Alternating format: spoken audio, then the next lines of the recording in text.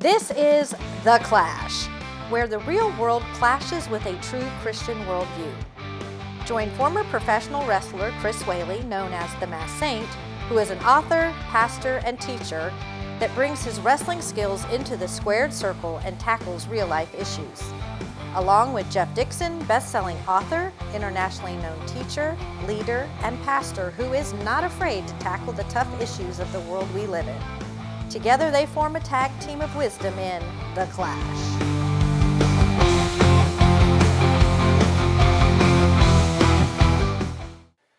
Hi, welcome to The Clash. It is a show where we take a Christian worldview and allow it to clash into the culture and world around us. And when we're done, hopefully, you hear something that will encourage you, strengthen you, challenge you, and maybe make you just a little bit better. I'm Jeff Dixon. I'm joined by the one and only saint himself, Chris Whaley. How you doing, Chris? Man, Jeff, I am so excited about today. I know, we've been so blessed to have the opportunity to interview some of the most amazing professional wrestlers like Mark Mero, B. Brian Blair, Nikita Koloff, Ted DiBiase, Steve Kern, Kane, a few weeks ago. We've interviewed a movie producer and so many others. But today, Jeff, we are blowing it out of the water because we have on our show today a WWE Hall of Famer.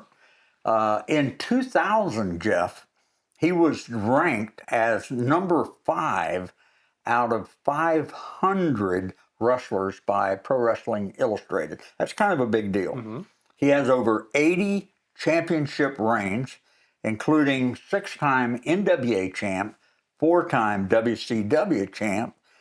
He's been a promoter. He has started several successful businesses. He's been in movies. Now he's one of the top brass for the very successful AEW organization. And I'm also personally thrilled because he was a great supporter of the Masked Saint movie before it hit the theaters. And he was even at the premiere. So we are blessed today to have Double J, Jeff Jarrett, with us. Jeff, we are thrilled to have you on The Clash, man. All right, Chris. I'll send you some Venmo for that nice introduction. Well, we've been trying for Chris, a long time. And go ahead. Yes. I'm excited to be here today. I was going to say it's been a long time coming, and as Jeff was giving that intro, The Clash, that just kind of sparked. Yeah, it's appropriately named. I'll leave it at that. I won't go into anything, but it is. I love it. How I knew the format of your show. Candidly, I didn't know the title was The Clash, and man, that resonates. All right. Well, Jeff, I'm going to start it off, and even though I have all kinds of wrestling questions for you, I want to ask, out of all of your accomplishments in professional wrestling, and there's, just a boatload of them, what's your proudest moment in professional wrestling? Oh, man, I should have done a little more prep for this. I am in the middle of my 39th active year. Next year will be my 40th year actively in the business. I'm a third generation. My grandmother got in the business selling wrestling tickets in 1946. Wow. And she went on to what we would call a CFO. And then my dad wrestled and promoted, and I've, followed in the family footsteps. And so if you would have asked me that when I broke, or I'll say after 4 or 5 years, and then after 10 or 15. So that the answer to your question, my most proud moment, it has continued to evolve. But as I sit here today and I look back, and you guys will kind of appreciate this, is that the opportunities that were given to me earlier in my career, because it was a blessing and a curse coming from a wrestling family. Yes, the doors were open for me that candidly, sometimes aren't open for guys that don't have a father that wrestled and promoted. But those doors being open can, I think it's also a curse, I'll call it a curse, but it was very, very tough at times. That being said, I think that as I look here today, my most proud moments are giving other guys opportunities, creating opportunities for others, because at the end of the day, you know, all the accolades, 12-time world heavyweight champion, 2-time Hall of Famer, that's all great and fun. And I can talk about this match was proud or that match was proud.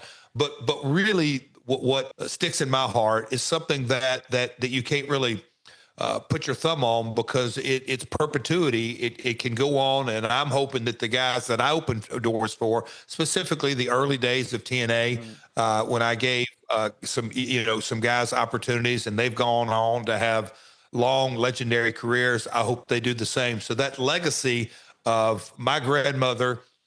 There's all kinds of stories that I've heard through the years that she would tell a particular wrestler, hey, start this savings account. You're not going to be able to wrestle, for forever. And starting a savings account. And then my dad giving other guys opportunities. Steve Kern, you referenced, he would give talent opportunities. And then, me getting into the business, and whether it's a seminar or giving other guys opportunities, it's a place in my mindset that when I give guys opportunities, it's up to them to take it, and God can steer them. But the thing that I'm most proud of is giving other talent opportunity to succeed in this business. Awesome.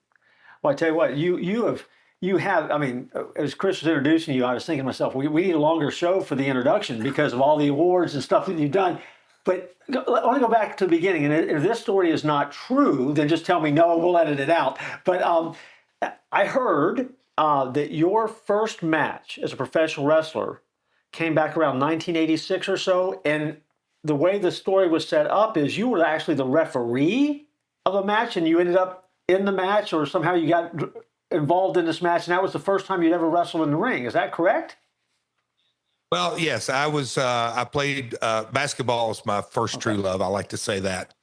In-ring professional wrestling's my second, but really, no. I made a career out of it. But I played college basketball, and in the summers, my summer job was going to basketball camps, but my real job was helping my father out and my grandfather out in the business. And I would pull the ring and set up the ring and set up, merchandise or concession stands and whatever it may be. But there was a time at the end of my freshman year in college basketball where we did because I had refereed as well. I'd set up the ring and refereed in the summers as my summer job. And there came a situation, we'll call it a storyline, if you will, where I was refereeing on a Saturday morning in Memphis, Tennessee. And the circumstances were that I was a referee, and I got in two guys, Bill Dundee and Nature Boy Buddy Landell.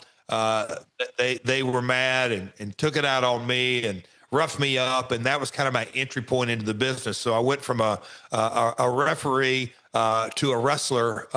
It felt like overnight, but a matter of a couple of weeks. But yeah, that was my entry point into. And my first opponent was a guy named Tony Falk. That was my first match. And I guess you could say his character at the time, he was on a losing streak of losing over 100 matches in a row. And so I had to face him. And so he took it upon himself and said, hey, I'm down on my luck and I hadn't won any matches, but I know one guy I can beat, and that's Jeff Jarrett. And they're like, he's a referee. You can't challenge him. They challenge me. And I'll wrap this story up. The outcome of my very first match was I didn't win. We did a 10-minute time limit, but he didn't beat me. So it was a win-win. He didn't get to win. I didn't win, but that's professional wrestling. It's a Rocky story, right? You went the distance with it, right? That's great. That's fun. That's exactly right. You come from a professional wrestling family. You said basketball was your love. By the way, my co-host Jeff Dixon is one of the writers for the University of Kentucky. He covers them. So you out of here. Boy, we got to do a whole nother show. Kyle Macy. I'm a big blue guy going way back. Rod Mercer went to my high school. Jeff, that's another episode. Okay, it is, no doubt. But my question is, was there ever a moment when you didn't think of, having come from that professional wrestling family, was there ever a moment where you didn't think about getting into wrestling, going in a different direction? Chris, I've often thought, and I get that question doing panels or stuff like that. What would you have done if you wouldn't have been a professional wrestler? I absolutely, like I said, love basketball, would have loved to have coached. But at the end of the day, I'm one of 5 kids, and I'm the only one out of the 5 that got into the business. But I knew from very, very young age. I absolutely was attracted to it. I loved it, but I loved because my grandmother, I'd ride the back seat and go to different towns. I love the marketing aspect. I love the merchandising and the production part of it, if you will. I loved all facets of it. The story I like to tell that really personifies it. My buddies were cutting grass as a kid and odd summer jobs and all that. And I can remember the first time there was a little town in Kentucky that my grandmother promoted regularly. And she said, hey, my regular concessionaire can't be there. They're on summer vacation. Will you come and do the concession stand for me? And I'm like, sure. Like, she goes, well, we got to go and we'll set you up and buy the cups and the popcorn and the candy. And literally it was in the back of one of the trailers. So we loaded up and, all the receipts, and I was a young kid, I'm maybe ninth grade. Yeah. I could add, subtract, believe it or not. But anyway, so we had the expenses that went along with it. And so off we go into the town and have a good night. It's hot and all this kind of stuff, and did quite well at the concession table. And I'm on the way home, and we're counting it out what we got. And so she said, all right, I got to take this much out for the expenses. I got to take this much out for the local promoter, all this. And so when I was done, divvying up the money, I had like $327. I'll never forget it. I'm like, wait, you got to be kidding me. This is for me? Like, I get this. And she said, yeah, you did all this. And guys, I can just tell you, as a ninth grader, I go, boy, I thought I liked wrestling. I absolutely love wrestling. Sold, man. Oh, that's great. Go ahead, Jeff. Well, as you were talking about that with family in the business and being behind the scenes, I mean, you're kind of unique though in the wrestling business because you're involved or have been involved in all aspects of it, as opposed to just being an athlete that comes in as an athlete, entertainer, sports entertainer. How has that made you, for lack of a better term, different as it comes to relating to other wrestlers and things like that? Well, again, if you would have asked me that 20 years ago, I would have probably had a different answer. But Jeff, I can tell you, I'm incredibly blessed, very, very fortunate, because the lens that I look at the industry through, and I tell guys when I teach my seminars from time to time that, hey guys, if you're getting into this for fame or fortune, that's simple. If you want the notoriety or the money, you're probably not going to succeed. You've got to love this. You got to have a passion for this. And so the understanding that I had from a very, very early age is through the lens that my grandmother, my grandfather on my stepmom's side, her father, Eddie Marling, was a promoter and another mentor. And my dad, we always looked at it from the very beginning is that it's a business. It is, in a lot of ways, nothing more, nothing less. I say that to say, I feel like I've never worked a day in my life because I love what I do. And, the old Steve Jobs quotes, it rings so well. Keep on finding to do something that you actually love. I love the business, but I've always looked at it as professional wrestling has put groceries, and I say this often, it's put groceries on the Jarrett table since the late 40s. When you look at it through that lens, whether it's in-ring talent, running a camera, whatever it may be, it is truly a business. I'm from Nashville, so the music industry, there's a lot of great guitar pickers in this town and a lot of great singers and a lot of great songwriters. But at the end of the day, you've got to have kind of a skill set and understanding. At the end of the day, you've got to have something that people will pay for.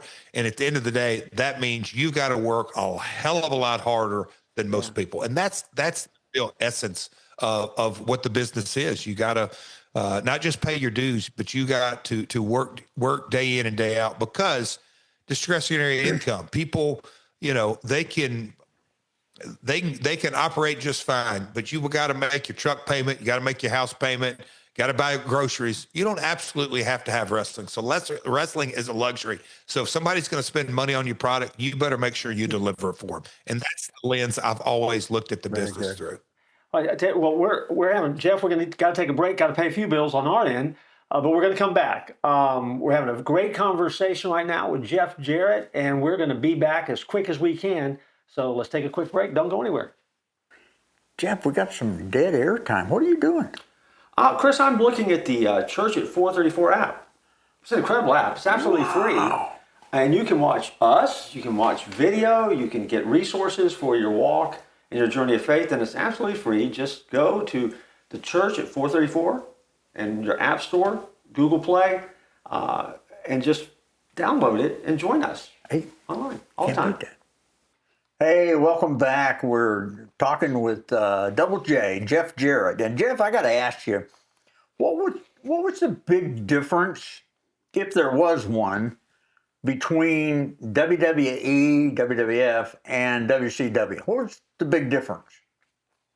Oh, that is, I hate to say this, super easy to answer in that, again, me coming from a third generation, there was no uncertain terms. When I broke into the business, my father was the boss, and I saw all the talent, all the venues, all the production. No matter who it was, the buck stopped with my father, the entrepreneurial spirit. When I went to the WWF at the time in 1992, 93, Vince was that man in position. It was obviously a much larger organization, a massive, really a global operation. But at the end of the day, the buck stopped with Vince.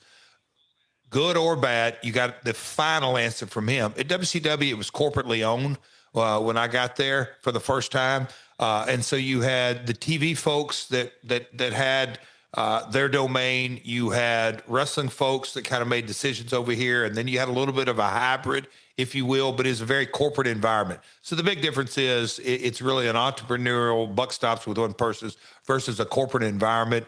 And again, coming from Nashville, I've been blessed to really look at the entertainment business through different eyes. And that, at the end of the day, what we do, professional wrestling, is an art form.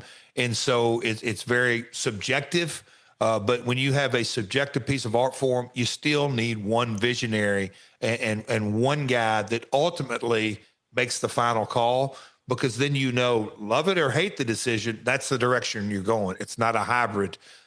There's so many things, too many chefs in the kitchen, and too many chiefs, not enough Indians, all those kind of things that may or may not be appropriate. But that's the biggest difference. Jeff, everywhere you have kind of traveled, you've had, and I don't want to be insulting with the word gimmick. I call it that.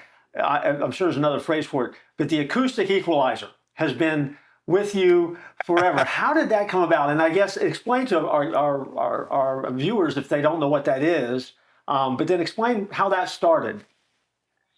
Yeah, well, again, back from Nashville, it kind of ties into that. When I stepped onto the scene in 1993, for the first 7 years of my career, I was the golden boy Jeff Jarrett, simply irresistible Jeff Jarrett, all that fabulous one Jeff Jarrett, but I was a quote unquote good guy. When I stepped onto the scene, the national global scene with WWF, me and Vince McMahon got together, and the persona, the gimmick, the character, whatever you want to call it was Double J, Jeff Jarrett. And I was a country music singer that was going to make a name for myself in the wrestling world and come back home and take over the country music business. That was the storyline.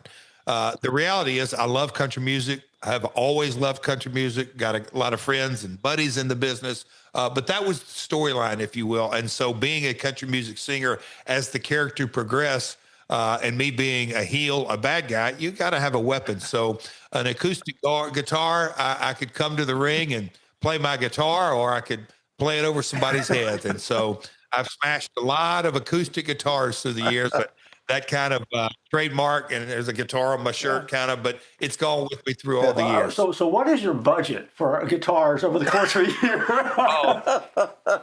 This is not a business show, Jeff. You can't ask those kind of details. I mean, if I'm walking through Nashville, am I going to bump into Jeff Jarrett at the Goodwill looking for a guitar because you're out? You got to find out what are we doing? So.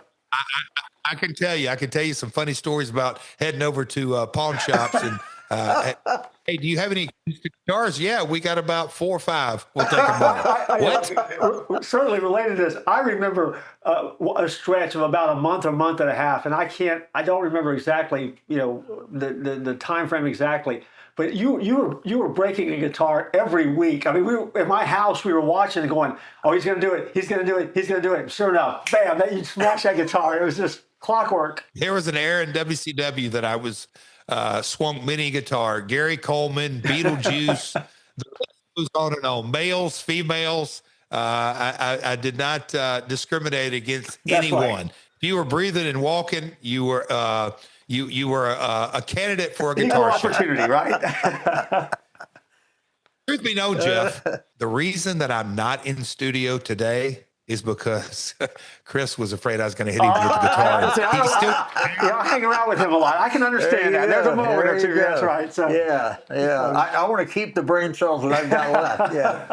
Yeah. Go ahead, Jeff. You want to ask him about his journey of faith? I do. Jeff, talk a little bit about your faith journey, because again, we have an audience that they're passionate about faith. They love to hear how your faith has impacted your life and really kind of steered you where you are today. And so, if you could, share with us a little bit.